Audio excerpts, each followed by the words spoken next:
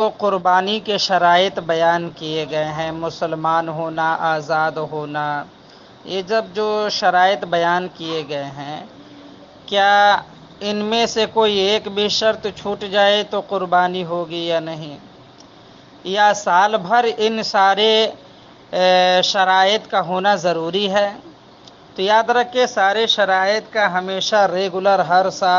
سال بھر پورا ہونا ضروری نہیں ہے نا، بلکہ قربانی کا وقت ابھی باقی ہے، اور اسی وقت میں جو شرائط نہیں ہے وہ پورا ہو جائے تب بھی قربانی واجب ہو جائے گا۔ جیسے مسئلہ نمبر 5 میں لکھا ہے، شرائط کا پورے وقت میں پایا جانا ضروری نہیں، بلکہ قربانی کے لیے جو وقت مقرر ہے اس کے کسی حصے میں شرائط کا پایا جانا قربانی واجب ہونے کے لیے کافی ہے۔ جیسے آپ نے سنا تھا کہ مسلمان ہونا یہ شرط ہے، تو اب ایسی صورت میں مثلاً ایک شخص ابتدائی وقت میں قربانی میں کافر تھا، جیسے قربانی کا وقت شروع ہوا، 10 تاریخ ہو گیا، 10، 11، 12 تک ہے ٹائم،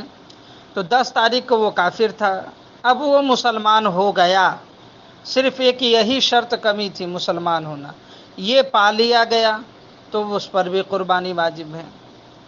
اور ابھی قربانی کا وقت باقی ہے تو اس پر قربانی واجب ہے، جبکہ دوسرے شرائط پائے جائیں۔ اسی طرح اگر غلام تھا اور آزاد ہو گیا، اس کے لیے بھی یہی حکم ہے۔ یوں ہی اول وقت میں مسافر تھا، یعنی 10 تاریخ جو ہے اس وقت وہ مسافر تھا، مگر وہ آ گیا واپس، کسی وجہ سے وہ آ گیا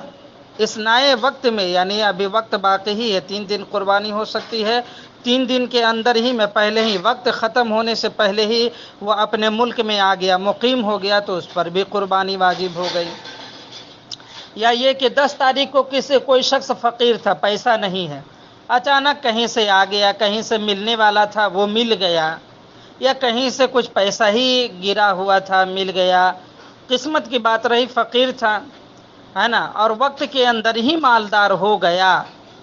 مثلا 10 تاریخ کیا 11 بلکہ 12 تاریخ کو بھی اس کے پاس اتنا پیسہ آ گیا جس پر قربانی واجب ہوتی ہے، تو اس پر قربانی واجب ہو جائے گا اسی وقت۔